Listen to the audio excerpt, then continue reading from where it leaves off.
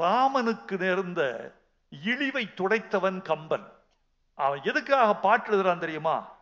அவன் பாட்டு எழுதுவதற்கு காரணமே, இந்த இதிகாசத்தை நான் எடுத்துக்கொண்டு எழுதுகிறேன். எதற்கு? ஓசை பெற்றுயர் பார்க்கடல் ஊற்றொரு பூசை முற்றவும் நக்குவு புக்கன ஆசை பற்றி அறையல் உற்றேன் மற்றி காசில் கொற்றத்து ராமன் கதையரோ. ஒரு கவிஞன் ஒரு பாட்டுக்குள் தன் விரல வைப்பான், கண்ணை வைப்பான், காதை வைப்பான். ஒரு சொல்லில் தான் இருதயத்தை வைப்பான். இதில் இருதயம் வைத்த சொல்லு தெரியுமா? காசில் கொற்றம். காசு என்பது குற்றம். குற்றமற்ற வெற்றியை உடைய கம்பன் இதான் வர்றான். என்ன குற்றம் வந்தது அவனுக்கு? என்ன குற்றம் வந்தது? வாரியார கேட்டாங்க. ரகுவம்சத்தில் பிறந்தவன் தானே ராமன், அவனை ராம சூரியன் என்று தானே அழைத்திருக்க வேண்டும். அவனை ஏன் ராமச்சந்திரன் அழைச்சாங்க? ராம சூரியன் தானே ரகுவம்சன், அவனை ஏன் ராமச்சந்திரன் என்று அழைத்தார்கள்? வாரியார் சொன்னார், வாலியை மறைந்து நின்று கொன்று அதனால் வருகிற களங்கத்தை சுமக்க போகிறவர் என்பதனால் அவன் ராமச்சந்திரன் என்று அழைக்கப்பட்டான். சூரியனுக்கு களங்கமில்லை, சந்திரனுக்கு களங்கம் உண்டு. ராமன் களங்கப்பட்டான், அதனால் சந்திரனுக்கு ஒப்பிட்டு அழைக்கப்பட்டான் என்று சொன்னார் வாரியார். ராமனின் குற்றத்தை, களங்கத்தை வாரியார் மன்னிக்க தவறிவிட்டார். வாரியார் மன்னிக்க தயாராக இல்லை. வால்மீகி மன்னித்தானா? அவனும் மன்னிக்கவில்லை. வால்மீகியின் வாலி கேட்கிறான். எப்பா, வால்மீகியின் வாலி கேட்கிற ஒவ்வொரு கேள்வியும் விழாவில் அம்பு செலுத்தி மறு விழாவில் எடுத்த மாதிரி இருக்கும். அவன் கேட்கிறான், அட பாவி, நீ என்ன அரச குலத்தவனா? நீ ராஜவம்சத்தை சேர்ந்தவனா? இல்லை, நீ தபசி வேடம் போட்ட பாவி. இது யார் சொல்றது?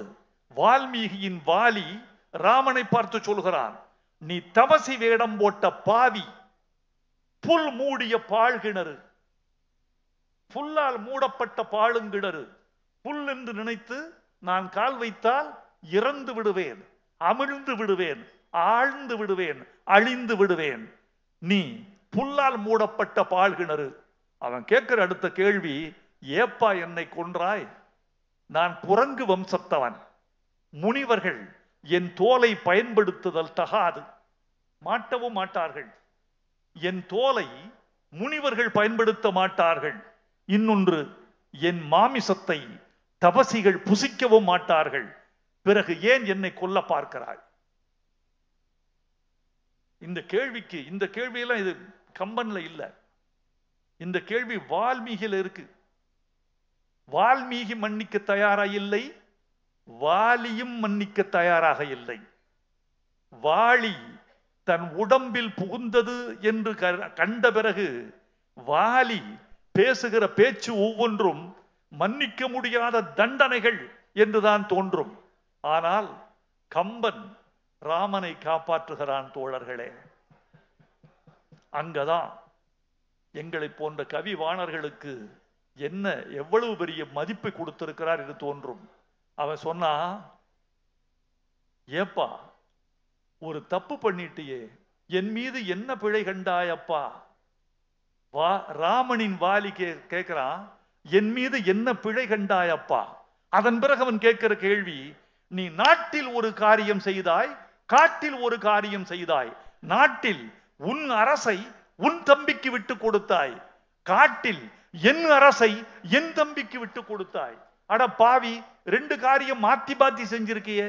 நீ ஆள வேண்டிய அரசை உன் தம்பிக்கு கொடுத்தாய், நான் ஆள வேண்டிய அரசை என் தம்பிக்கு கொடுத்தாய். எப்படி காரியம் செய்திருக்கிறாய்? ஆனால் பரவாயில்லை, நீ புத்தி மாறி போயிட்ட. அங்கதான் வர்றான். ஆவியை, சனகன் பெற்ற அன்னத்தை, அமிழ்தின் வந்த தேவியை பிரிந்த பின்னர் திகைத்தனை போலும் செய்கை. இங்க வச்சிருக்கான் வார்த்தையை. 10,000 பாட்டுல நீங்க பார்த்தீங்கன்னா இந்த வார்த்தையில் இருக்கக்கூடிய வீரியம், அழகு, நீட்சி, ஆழம் ரொம்ப கவனித்து பார்க்கணும். திகைத்தனை போலும் செய்கை. இந்த திகைத்தல் என்றால் என்ன என்று நாம் பார்த்தேன். சொல்லுதான் உலகத்திலேயே சக்தி வாய்ந்தது. சொல். மனிதர்கள் அல்ல, அரசமைப்பு சட்டம் அல்ல, அரசாங்கம் அல்ல, அதிகாரம், பணம் அல்ல, சொல்தான். ஏனென்றால் இந்த சொல், நான் பயன்படுத்தி கொண்டிருக்கிற இந்த சொல் 5000 ஆண்டுகளாக ஆளப்பட்டிருப்பது, இன்னும் 50,000 ஆண்டுகள் ஆளப்பட வேண்டியது. இந்த சொல் எனக்கு சொந்தமானதல்ல. நான் முழுக்க சுவீகரித்துக் கொண்டிருக்கிறேன். எனக்கு சொந்தமற்ற சொல்லை நான் எவ்வளவு எடுத்தாடுகிறேன் தெரியுமா? அவ்வளவு எடுத்தாடுகிறேன். சொல்லின், சூரியனின் வேகத்தை விட சொல்லின் வேகம் அதிகம். சூரியனிலிருந்து முதல் கிரணம் இந்த பூமியை தொடுவதற்கு 8 நிமிடங்களும் 20 நொடிகளும் ஆகின்றன. 8 நிமிடங்களும் 20 நொடிகளில் செய்ய வேண்டிய வேலையைத்தான் சூரிய கிரணம் செய்கிறது. ஆனால் மண்ணுக்கும் விண்ணுக்கும் என்று ஒரு கவிஞன் எழுதினால் 2 சொற்களில் அவன் சூரியனை தொட்டுவிட்டு மண்ணுக்கு வந்து விடுகிறான். சூரியனை விட வேகமானது சொல். அந்த சொல்லை போட்டான் திகைத்தனை போலும் செய்கை. எடுத்து பார்க்கிறேன் திகைத்தல்னா என்னன்னு. திகைத்தல் என்றால் பிரமித்தல். இன்னொரு சொல் மயங்குதல். இந்த வார்த்தை தான் அழகு. மயங்குதல். மதிமயங்கி விட்டான். சீதையை பிரிந்த ராமன் செய்வதறியாமல் புத்தி சுவாதீனம் இழந்து விட்டான். புத்தி சுவாதீனம் இழந்தவன் செய்கிற குற்றம் குற்றமாகாது என்பது இந்திய தண்டனை சட்டம்.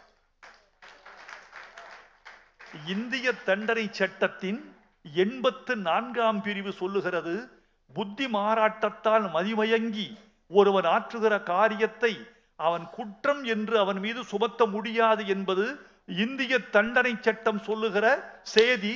84ஆம் பிரிவு. இது கம்பனுக்கு தெரியுமோ தெரியாதோ? சட்டம் தெரியாது, அவனுக்கு சமூகம் தெரியும், உளவியல் தெரியும். இந்த மன்னித்தலில் ராமன் என்ற ஒரு குற்றவாளி முற்றிலும் விடுவிக்கப்படுகிறான். ராமனை மன்னித்து ராமனை மனிதனாக்குகிறான். ராமன் அந்த இடத்தில் மனிதனாகிறான். கம்பன் கடவுளாகிறான். பாத்திரம் மனிதனாகும், படைத்தவன் கடவுளாவான். இதுதான் பாத்திரத்திற்கும் கவிஞனுக்கும் உள்ள வேறுபாடு. வைரமுத்துங்கிற ஒரு தீய சக்தி, சமூக விரோதி, எம்பெருமான் ராமனை பற்றி இழிவாக பேசியிருக்கிறான். ஏன்னா எம்பெருமான் ராமன் அந்த மாதிரி பேசின ஒத்தனை மரியாதையாக பேசணும்னு அவசியம் இல்லை. அது யாரும் எதிர்பார்க்க முடியாது. காரணம் என்ன? இந்த நாடே ராமன் நாடு. இந்த மனநோயாளி வைரமுத்துவுக்கு நான் சொல்ல விரும்புகிறேன், கான்ஸ்டியூஷனோட மேன்யூஸ்கிரிப்ட் இருக்குது, கையால் எழுதப்பட்ட அரசியல் சட்டம். அதனுடைய முதல் பக்கத்தில் என்ன இருக்குது? யார் இருக்கார்? மரியாதா புருஷோத்தம் எம்பெருமான் ராமன் படம் தான் இந்தியன் கான்ஸ்டியூஷனில். இப்போயும் நம்ம பார்லிமெண்ட்டுக்கு போகலாம், பார்லிமெண்ட்டில் டேபிளில் பார்க்கலாம். ராமன் படம் தான் கான்ஸ்டியூஷனோட முதல் பக்கத்தில் இருக்குது. ஆனால் இந்த வைரமுத்து எம்பெருமான் ராமனை மனநோயாளின்னு பேசியிருக்கான். எனக்கு புரியுது. ஏன்னா எல்லா இந்த திராவிடியன் ஸ்டாக்கும் ராமனை கண்டா அவங்களுக்கு என்ன 69-70 ஈவேரா யார் படத்தை செருப்பு மாலை போட்டு செருப்பால் அடித்து ஊர்வலம் பண்ணார்? ராமன் படத்தை. ஏன் இவங்களுக்கு ராமன்கிட்ட வழக்கே என்ன தெரியுமா? ராமன் என்று சொன்னால் ஒரு சொல், ஒரு வில், ஒரு இல். அந்த ஒரு இல்லில் இவங்களுக்கு வழக்கு. வாக்கியா வரப்பு தரார். எவனா ஒரு புண்டாட்டியோட இருந்தா தானே. ஒன்றில் இப்போ இந்த ஸ்ரீபெரும்புதூர் இருக்குது. ஸ்ரீபெரும்புதூரில் எம்பி யார்? டிஆர் பாலு.